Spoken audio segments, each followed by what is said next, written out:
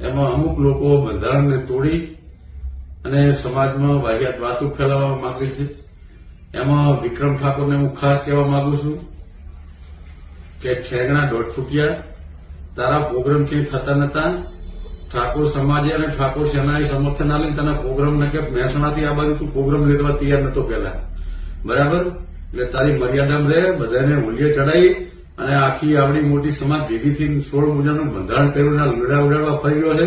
હવે આ બાજુ પ્રોગ્રામ કરવા આવતી ઉત્તર ગુજરાતમાં પાટણ ઉધીમાં છે, ખબર પડે તને આટલો મોઢે ચડાવ્યો, આટલો સહકાર આવ્યો એટલે તું સમાજ ઉપર જ તારા ઉપર હમણાં પેલો સરકારની વાત આવી તો તે હમણાં સમાજ ભેગો કર્યો હતો.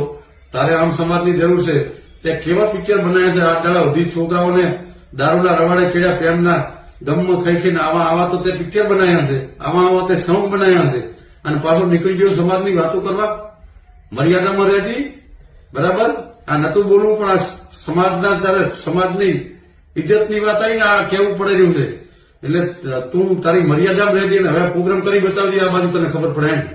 જય માતાજી. સમાજના લોકોને બે હાથ જોડીને વિનંતી કરું છું, બરાબર? બીજા કોઈનો અમારે કોઈ વિરોધ નથી, પણ જે સમાજના બંધારણને તોડવા નીકળ્યા છે ને એમનો મને પૂરેપૂરો આ નતું કે હું ગળે આવી આટલે આવ્યું ત્યારે આટલું કહું છું.